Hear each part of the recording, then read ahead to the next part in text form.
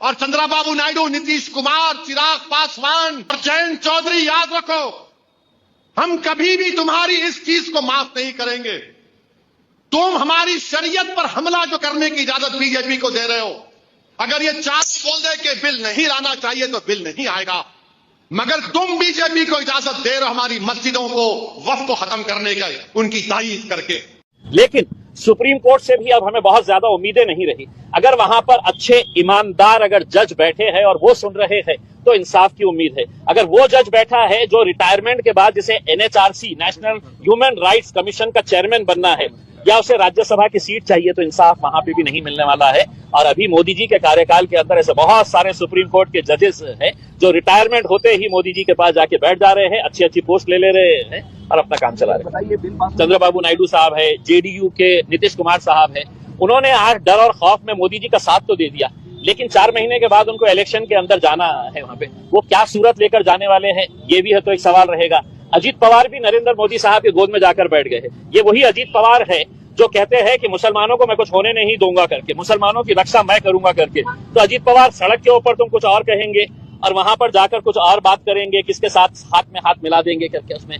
तो इनकी बोलनी और करनी के अंदर बहुत फर्क नजर आ रहा है। अब हो गया है, बिल पास हो गया है, एक लड़ाई रास्ते के ऊपर लड़ेंगे। ये मुसलमानों की जमीनें थी, मुसलमानों की जायदादें थी इसमें। आज हमारे को जो खतरा हमारे ऊपर मंडला रहा है इसमें, ऑलरेडी पेपर के ऊपर आपको हजारों एकड़ जमीन नजर आ रही है। ये जमीनें वापस किस तरह से ली जा सकती है, इसके लिए कायदा बनाने की जरूरत थी। इसके अंदर, पूरे बिल के अंदर कहीं कोई प्रावधान नहीं है। आपको ताज्जुब होगा अगर कोई मुतवल्ली पहले वक्फ की जमीन को बेचता है, वक्फ की जमीन को पहले बेचता है तो 2 साल की सजा और नॉन बेलेबल ऑफेंस था। अमित शाह जी ने इतने खुश हो गए हैं कि चलो मैं मुसलमानों को तो ये, लेकिन मेरी इनकी जमीनें जो बेच रहा है, तो 2 साल की सजा कम करके उसको 6 महीने कर दिए हैं, और जो नॉन बेलेबल ऑफेंस था उसको बेलेबल ऑफेंस कर डाले है। तो यानी कि आप इससे समझिए, अगर आपको सही मानों में मुसलमानों की अगर मदद करना था तो आपने इस कानून को सख्त बनाना था। आपने पूरे मुतवल्लियों को, पूरे जितने भी बोर्ड के मेंबर धांधलियां किए हैं, उनको कड़ी से कड़ी सजा कैसी मिल सकती है, हम उसका सपोर्ट करे होते। लेकिन आपने उसको ना करते हुए उनको ये कहा है कि भैया अब तुम बेचो, जो भी बेचने का है, 6 महीने रहेंगे ज्यादा से ज्यादा बाहर निकल जाने का। और करोड़ों रुपए की जमीन है, आप नासिक की जमीन ले लीजिएगा, आप औरंगाबाद की पूरी जालना रोड ले लीजिएगा, उसमें ये पूरा कैलाश पेट्रोल पंप, ये वो जितना भी है, ये किसकी जमीन के ऊपर है?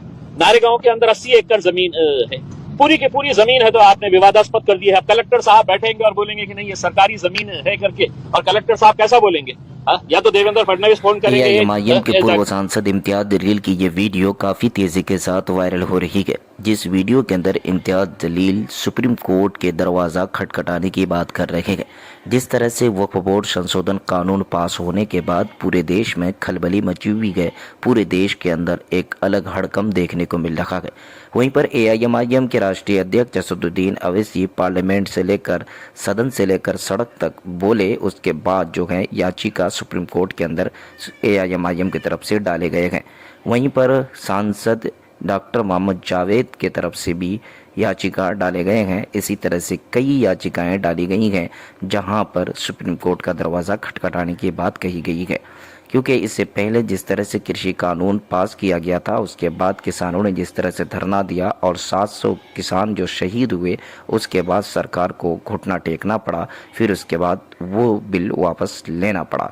इसी तरह से एआईएमआईएम के राष्ट्रीय अध्यक्ष समेत इसी तरह से कई ऐसे संगठन, मुस्लिम पर्सनल लॉ बोर्ड की तरफ से भी यही ऐलान किया गया है कि पीसफुल प्रोटेस्ट करके ये कानून को हर हाल में वापस कराएंगे, क्योंकि ये कानून संविधान के खिलाफ है, इस देश के कॉन्स्टिट्यूशन के खिलाफ है, इस देश के कानून और ज़ाब्ता के खिलाफ है। क्योंकि अगर हमारे साथ आज ऐसा हो रहा है तो कल किसी और के साथ भी इसी तरह के कानून लाकर कहीं न कहीं इस देश की डेमोक्रेसी को कमज़ोर करने की कोशिश भारतीय जनता पार्टी कर रही है। अब तक बहुत सारे कानून लाए गए जहां पर बीजेपी कानून को समझाने में नाकाम रहा और वो कानून उसको उल्टे पैर वापस लेना पड़ा। जिस तरह से कृषि कानून में भी किसानों को बहुत फ़ायदा गिनाए गए गए थे। इसी तरह से वक्फ बोर्ड संशोधन कानून में भी मुसलमानों को फ़ायदा गिनाए जा रहे हैं। बताया जा रहा है कि ये सरकार अपने पक्ष में लेने के बाद इनको जो इनसे कमाई होगी वो मुसलमानों के जो भलाई के लिए खर्च करेंगे। जो सरकार अब तक छत पर नमाज़ पढ़ने के लिए जो सरकार के लोग जो टिप्पणी करते हैं, क्या वो लोग लगता है कि मुसलमानों की भलाई के लिए ये कानून ला रहे हैं। AIMIM के राष्ट्रीय अध्यक्ष असदुद्दीन अवैसी और इसी तरह से कई बड़े लीडरों का ये कहना है कि ये मुसलमानों को गुमराह किया जा रहा है और गुमराह करके ज़मीन को हासिल करना चाहती है और BJP इस देश के अंदर एक अलग माहौल बनाना चाहती है और मुसलमानों को तंग करना चाहती है। बाकी इम्तियाज़ जलील पूर्व सांसद की ये वीडियो के अंदर ये बोलते हुए नज़र आ रहे हैं कि सुप्रीम कोर्ट के अंदर भी वो चीज़ नहीं रही जो चीज़ पहले हुआ करती थी। बाकी आपकी क्या बाबू नायडू, आंध्रा के प्रॉब्लम है जानते हम, मगर ये कौन सा प्रॉब्लम आप क्रिएट कर रहे हैं? तो ये बीजेपी की हुकूमत करना चाहती है और सुनने में आ रहा है कि शायद पहली या दूसरी तारीख को बिल लाया जाएगा। ये ऐसा काला कानून है जिससे हमारी वक्फ की जायदादें खत्म हो जाएंगी। मुझे मालूम है कि मेरी तकरीर के बाद आज सब लोग चीखा मारेंगे, फिर से असद ओवैसी ने ये कह दिया, वो कह दिया। अरे अगर तुम्हारे टीवी स्टूडियो को जो नोएडा में अगर कोई बोल दिया कि ये तुम्हारा नहीं है, गवर्नमेंट का, तुम क्या करोगे? चुड़िया पहन के बैठ जाओगे और तुम ये समझ रहे हो कि हम खामोश बैठ जाएंगे? वक्फ एक इबादत है, नमाज की तरह नहीं बल्कि इबादत है। और वक्फ गवर्नमेंट की प्रॉपर्टी नहीं, हमारे बाबा अजदाद की गाढ़े खून की कमाई की प्रॉपर्टी है, गवर्नमेंट की दी हुई नहीं है ये। और चंद्रबाबू नायडू, नीतीश कुमार, चिराग पासवान और जयंत चौधरी, याद रखो, हम कभी भी तुम्हारी इस चीज को माफ नहीं करेंगे।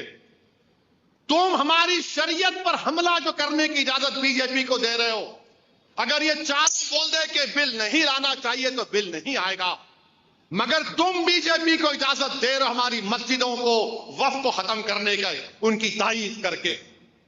चंद्रबाबू नायडू, आंध्रा के प्रॉब्लम है जानते हम, मगर ये कौन सा प्रॉब्लम आप क्रिएट कर रहे हैं? नायडू, आप भूल गए कि आपने गुजरात के राइट्स के वक्त आपने बीजेपी का साथ दिया था, वाजपेयी का। आप 10 साल का वो मेरी औलाद को होगा। और वक्फ को औलाद एक जबान से ओरल गिफ्ट बोलते, हिबा बोलते, हिबा होता। इन मोदी क्या बोल रहे, आप हिबा नहीं कर सकते। अरे मैं अल्लाह को दे रहा हूं, तुम कौन होते? मगर अल्लाह के नाम पे आर्टिकल 300 देख लो आप, मैं अपनी जायदाद से कुछ भी कर लो। मोदी बोल रहे नहीं, आप अगर हिबा करेंगे वक्फ तो बच्ची का हक नहीं मारना, बच्ची का हक नहीं मारना। मैं अल्लाह को दे रहा हूं, ना बेटी को दे रहा हूं, ना बेटे को दे रहा हूं, अल्लाह को दे रहा हूं। मैं, मेरी जायदाद है, मैं क्या करता है कर लूंगा। मगर मोदी बोल रहे नहीं कर सकता। तो मेरे अजीज दोस्तों और बुजुर्गों, मैं आपको बाखबर कर रहा हूं, मैं बाखबर कर रहा हूं। उस कमेटी का मैं रुकन था, आपको मालूम, उस कमेटी में एक ऐसी तंजीम को बुलाया गया